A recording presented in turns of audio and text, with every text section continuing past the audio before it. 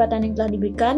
Jadi, di sini saya akan menjelaskan mengenai latar belakang terbentuknya teori pendidikan klasik dan teori pendidikan modern. Adapun definisi dari pendidikan yaitu usaha sadar dan terencana untuk mewujudkan proses pembelajaran. Dalam proses pembelajaran diperlukan sebuah tata cara atau metode tertentu melalui sebuah pedoman. Maka dari itu terbentuklah dua teori ini, yaitu teori pendidikan klasik dan teori pendidikan modern. Adapun tujuan dari mempelajari dua materi ini adalah sebagai berikut. Yang pertama, untuk mengetahui pengertian dan bagian dari teori pendidikan klasik. Yang kedua, teori pendidikan modern, dan mengetahui perbedaan kedua teori tersebut.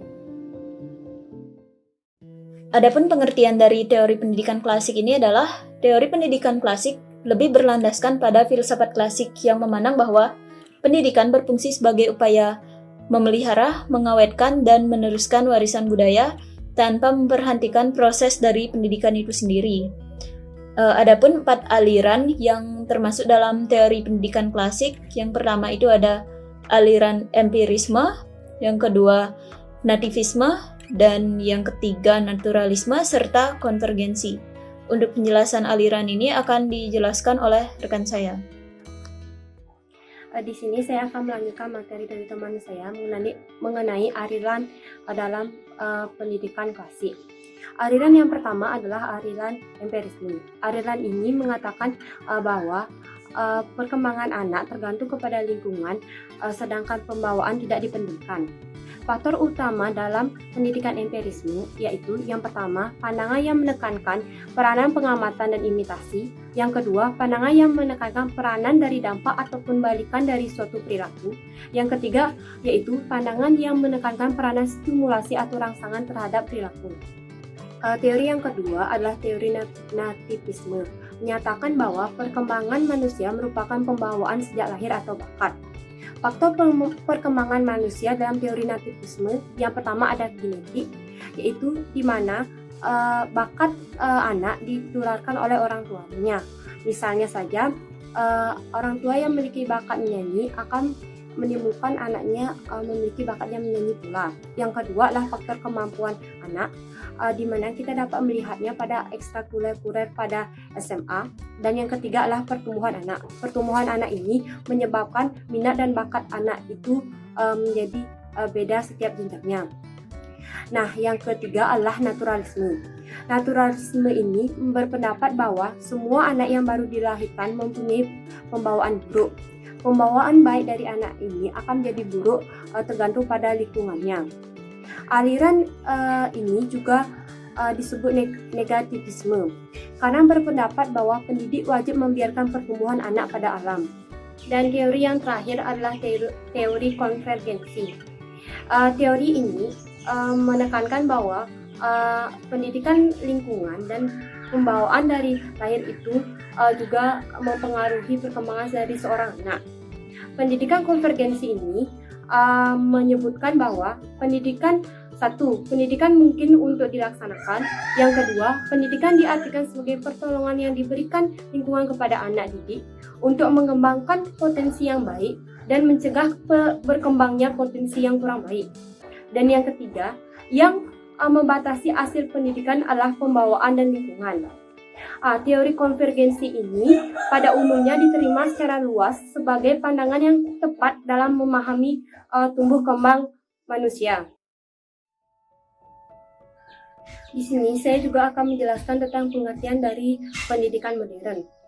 Pengertian dari pendidikan modern adalah pendidikan yang sejalan dengan usaha manusia sejak dilahirkan hingga meninggal, dengan sadar membimbing dan menuntun kondisi jiwa khususnya agar dapat menumbuhkan akhlak dan kebiasaan yang baik sejak awal pertumbuhan dan perkembangannya, hingga mencapai masa pubertas agar terbentuk kepribadian yang sesuai dengan tujuan pendidikan.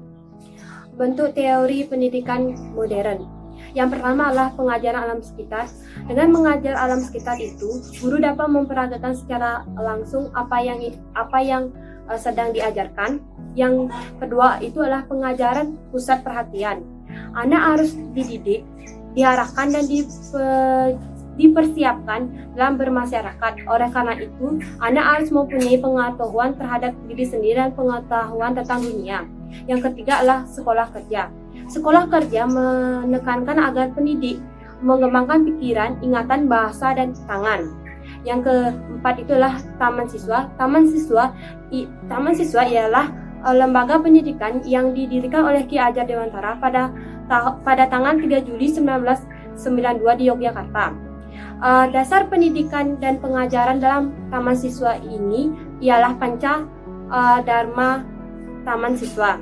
Yang pertama itu adalah asas kemerdekaan, yang kedua asas kodrat alam, yang ketiga asas kebudayaan, yang keempat asas kebangsaan, dan yang kelima adalah asas kemanusiaan.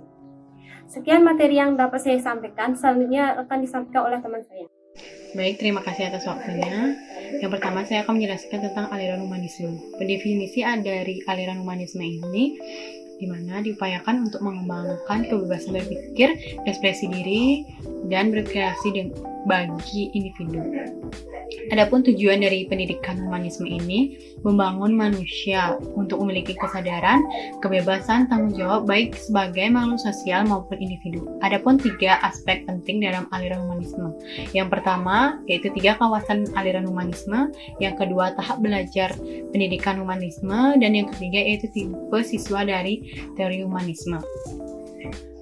Baik, langsung saja yang kedua yaitu aliran behaviorisme. Behaviorisme adalah aliran perkembangan perilaku yang dapat diukur, diamati, dan dihasilkan oleh respon pelajar terhadap suatu rangsangan. Dalam aliran behaviorisme ini, Thorndike menjabarkan 3 hukum dasar perilaku belajar. Yang pertama, law of rightness, yang kedua, law of exercise, dan yang ketiga yaitu law of effect. Yang ketiga yaitu aliran kognitivisme. Aliran kognitivisme ini mengungkapkan bahwa belajar tidak hanya sekadar menghubungkan stimulus dengan respon, namun merupakan suatu proses berpikir yang sangat kompleks. Adapun 3 proses belajar atau yang disebut dengan piaget yaitu asimilasi, akomodasi, dan ekualibrasi. Dalam aliran kognitivisme ini, siswa sebagai entitas organizer, di mana dapat menyediakan suatu konseptual belajar untuk siswa. Yang kedua, berfungsi sebagai jembatan penghubung antara materi yang dipelajari saat ini dan apa yang akan dipelajari nantinya. Dan yang ketiga, memahami beban belajar secara lebih mudah. Yang terakhir adalah aliran sibernetik.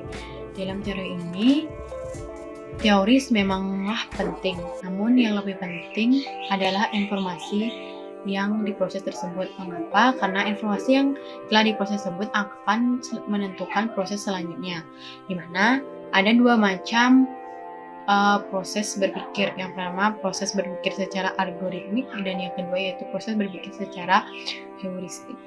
Baik, selanjutnya itu ada perbandingan antara aliran klasik dan modern, di mana aliran klasik ini berpedoman pada buku dan monoton dalam satu arah, dan yang modern yaitu berpedoman pada teori dan praktek dan sangat kreativitas yang dikembangkan.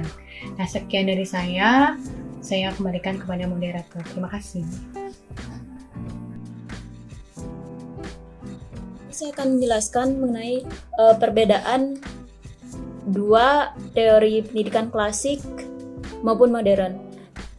Teori pendidikan klasik lebih menekankan kepada aturan, sehingga bersifat kaku, monoton, dan komunikasi hanya berlangsung satu arah antara pengajar dan peserta didik. Yang kedua, teori pendidikan modern itu sebaliknya, lebih mengarahkan kepada kreativitas setiap peserta didik melalui pengembangan teori kemudian dipraktekkan secara langsung sehingga materi yang disampaikan oleh pengajar dapat tersampaikan dengan baik kepada peserta didik tersebut. Kumpulan dari materi ini dapat dilihat pada slide.